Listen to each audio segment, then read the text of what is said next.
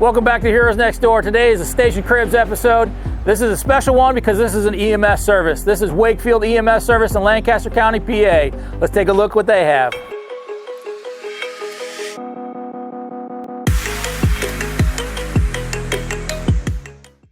So Wakefield Ambulance has been here since 1973. They started running 911 calls, and I think their first one was in 1974. But this building was actually purchased in 2006. It was an old barn that was converted. It was part of the old hotel that was in their parking lot. That burnt down in the 1920s, but they were able to save the barn and convert it into this EMS service. Wakefield EMS is a standalone EMS service. This is the first service that we've done on Station Cribs that is just EMS. They don't have a fire associated with them. Their fire station's across the street, but they work separately. They have 27 active members. They have 6 paid personnel. And today, behind me, they're actually doing their review. They do their annual review to make sure they keep up on their Con Ed, make sure they're keeping up on all their skill sets. So as I walk around, you're gonna see some people behind me. They're doing their job and keeping this community safe. The building itself is actually a very small footprint, but they've utilized all the space available for them. Coming out of the foyer area is where they do a lot of the education. This is one of their offices where they have their computers to write their trip sheets. They have the maps on the wall. They also use it obviously for training. They cover 65 square miles of southern Lancaster County, just above the Maryland border. This station is centrally located in that territory, and the closest hospital is Lancaster General, which is about 30 minutes away. If you travel from one corner to the other corner of their territory, it's going to take you a good half hour to get from one side to the next. So they cover a very big rural area. There's no city here. A lot of farmland. Is roughly about 9,500 people, and they cover that with those volunteers. Coming out of the office area here, we're heading to the back of the building, and this is where we come across a lot of their awards. Just like all the fire stations, they have pride in what they do. They want to display their awards. They want to display their certifications. Even some of the old calls they did. In 2019, they had a very big rescue that they were part of, and they saved a guy, off the Susquehanna River, which is part of their territory here. They display when they change services from BLS up to the intermediate. Pride is important, and knowing the history, just like a firehouse, the EMS does it well. I noticed here though that the old Penn Hill Hotel has a drawing up here. This actually burnt down, and right now this little building back here is where we're standing. That building has been in the community since the 1900s. It's been an antique store. It's been an automotive repair. It was the stables for the hotel back then.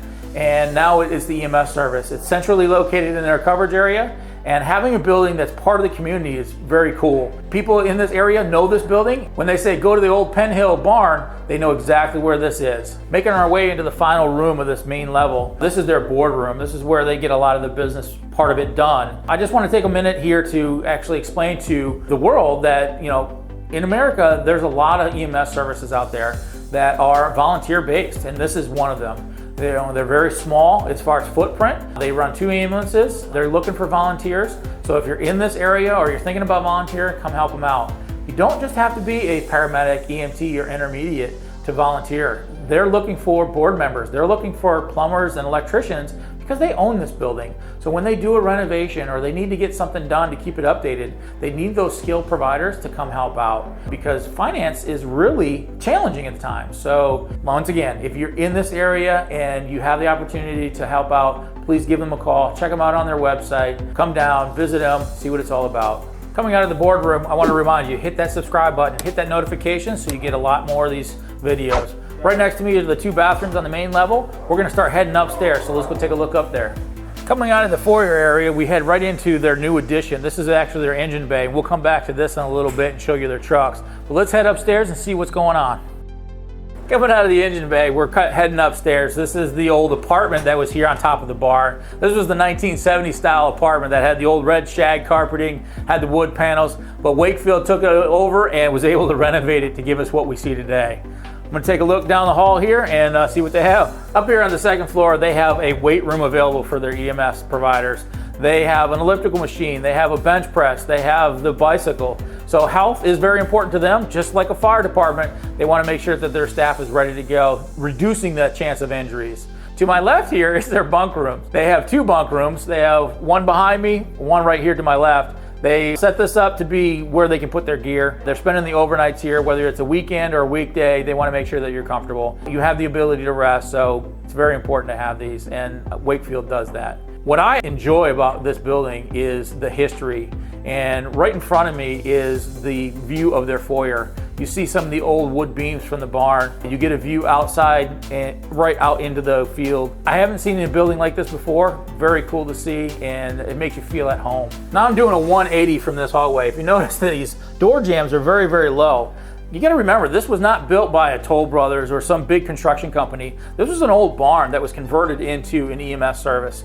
You know, being part of the community and having a building like this, you have crooked door jambs, you have low door jambs, you have floors that creak. It makes you feel at home, and that's really what, you know, for me, I like. This is a family, this is a community, and they're all helping out, and this building actually brings us to that and makes us feel at home. This area is their living room. This is where they have their couches, they have their time to sit down and relax, they have cable TV, they have an Xbox to play with, they have a computer station to work on the internet and maybe get your homework done.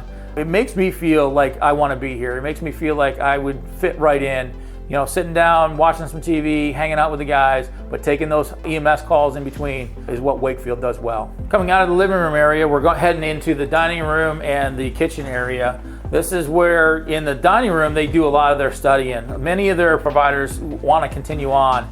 They are either nursing students, EMT students, maybe even paramedic students, and I know the chief is actually becoming a doctor. So many hours were spent at that table doing the studying. But this is a regular kitchen, just like you have at your house. You got your full-size oven, you got your sink, your refrigerator to make yourself comfortable, come in for the weekend, maybe a 24-hour shift, and settle in. Take those EMS calls in between. They're running roughly around 800 calls a year. I think their record this year was 804 calls. So they're not a busy station, but they do provide a valuable service. They are centrally located in Peach Bottom, and this is an awesome little crib they're hanging out in. Coming out of the back door, we notice that their property extends a little bit further. They have a house on this property. This house is used for rental property. It's one of their members that currently rent it, and it serves for two purposes. One, it's an additional income to help pay for their utilities. Two, as a member, they can help get those second calls out. So late at night, early in the morning, or if they're just short on crews, you have a member right here on the property. That's probably the first time I've seen a house on a property to help an EMS service. Very cool idea to do.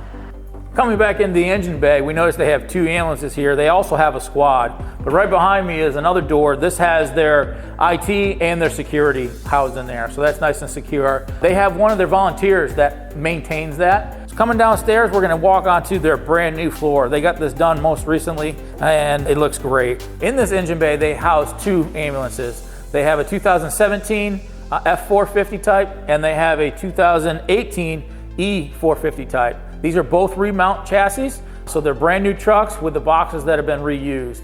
Very cool idea to have, and you know, being fiscally responsible, getting a brand new ambulance is not always the best thing.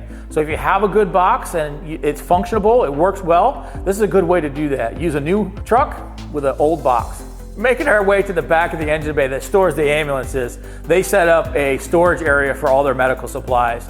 They did a really good job to make sure that they have enough room to supply their BLS, their intermediate, and even their education room. Right now, as we mentioned earlier, they're doing their education, their annual education. They have their CPR dummies and stuff back here. But looking at this, it's very well organized.